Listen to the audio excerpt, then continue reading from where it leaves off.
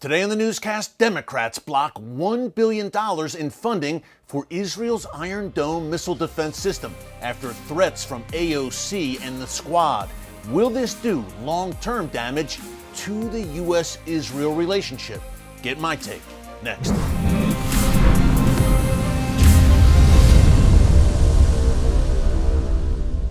Hey folks, Erick Stakelbeck here. Welcome to the Watchman Newscast. We've told you many times and showed you up close how the Iron Dome missile defense system has been an absolute game changer for Israel's security. Iron Dome has an incredible 90% success rate in shooting down incoming rockets launched by Hamas and other terror groups against Israeli cities and towns. Rockets that intentionally target Israeli civilians. According to the Times of Israel, during the recent war between Israel and Hamas in May, some 1,500 rockets fired from Gaza were heading directly at Israeli civilian neighborhoods, and over 1,400 of those rockets were knocked out of the sky by Iron Dome. Without it, Israel would be in a very precarious position. Remember, as we've told you many times here on the newscast, Israel is surrounded by an Iranian ring of fire that is armed to the teeth with tens of thousands of rockets and a growing army of attack drones. Not only Hamas and Palestinian Islamic Jihad in Gaza, but also Hezbollah in Lebanon, the Houthis in Yemen, Shia militias in Iraq, and Iran and others in Syria. This ring of fire is controlled and directed by the Iranian regime, and it's growing by the day. It's made Iron Dome an absolutely indispensable part of Israel's national defense. The U.S. realizes this. It was involved in the development of Iron Dome, and Congress has provided funding for it year after year with little opposition. After all, it's hard to find fault with a purely defensive system that protects the lives of innocent civilians on both sides of the border from vicious Iran-backed terrorism. So, the funding has always gone through, until now. Tuesday, September 21st, Democrat leadership in the U.S. House of Representatives blocked $1 billion in funding for the Iron Dome missile defense system. House Democrat leaders, led by Nancy Pelosi, caved to pressure from the very vocal and increasingly influential radical left-wing bloc of their party.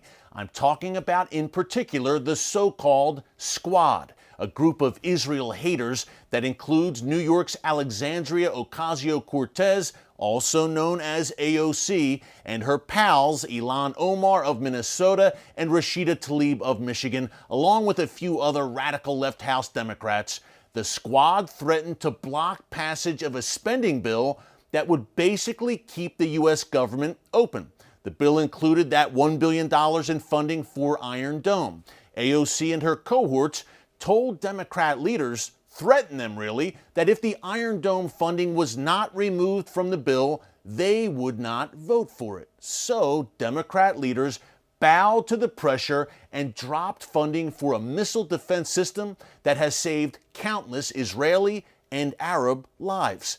A very dark day in the history of the U.S. Congress that has to make you believe that there are more dark days ahead as the Squad and the radical progressive/regressive left start to dominate the Democrat Party. And the Democrats right now, remember, control every branch of the U.S. government.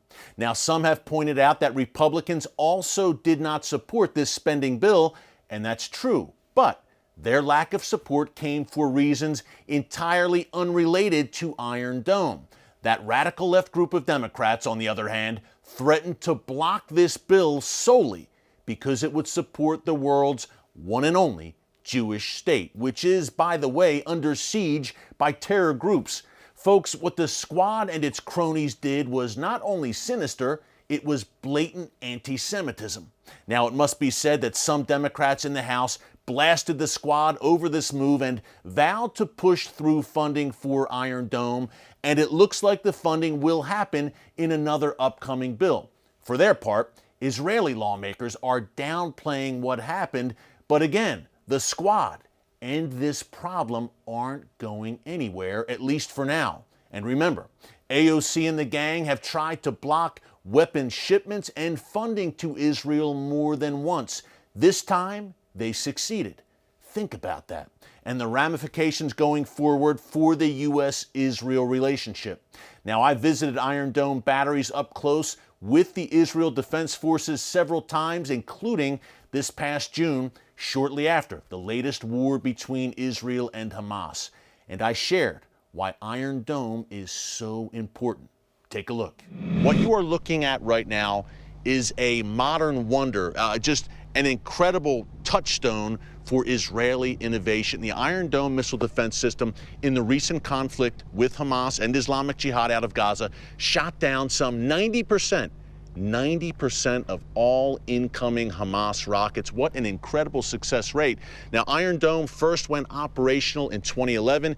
It was in the works, in the making, in development for several years. Again, Israeli innovation, which we know very well here on the Watchman Newscast. We talk about it often. But another important link for me as an American, American funding heavily involved in building the Iron Dome missile defense system. Now, right now in Congress, it's being discussed that the U.S. fund Iron Dome even more. Some Democrats have been in opposition to that, sadly, in the wake of the recent war, but it looks like funding will go through for more Iron Dome missile defense batteries, and Israel needs more. We're going to talk about it in a minute, but 2011 went operational, and it has been really a marvel to the world. The world has been in awe of the success rate of Iron Dome over the past several years. That 90% rate in the latest round of hostilities. In 2014 really was the big coming out, I would say, in many ways, for Iron Dome. Just flustered Hamas at every turn. So a highly, highly effective missile defense system, part of a multi-tiered defense system for the Israel Defense Forces. You have Iron Dome, which focuses mainly on short-range and middle-range rockets and missiles. You also have David Sling and the Arrow missile defense system as well. So Israel can shoot down the short-range rockets out of Gaza, even ICBMs, intercontinental ballistic missiles. That is the ultimate goal of this multi-tiered missile defense system, which back in December, the IDF did a huge military drill, putting all of these missile defense systems into operation. This is really the first line of defense now, in many ways, for the nation of Israel, this massive missile defense network that stretches throughout the country, and yet it's not enough. Iron Dome is very expensive, as you might imagine. That's why the U.S. is getting involved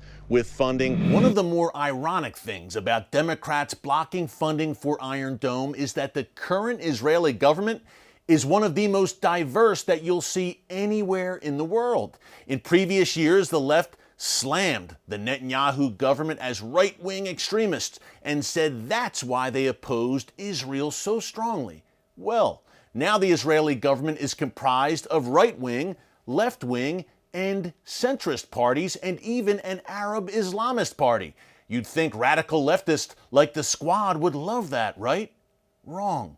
They're still every bit as anti-Israel as when Bibi was in power, because this is who they are. They hate Israel, not because of who leads it, but because of what Israel represents. A strong, sovereign Jewish state that dares defend itself against terrorism. A Western outpost in the Middle East, the land of the Bible, where the Judeo-Christian civilization that the hard left so despises was born.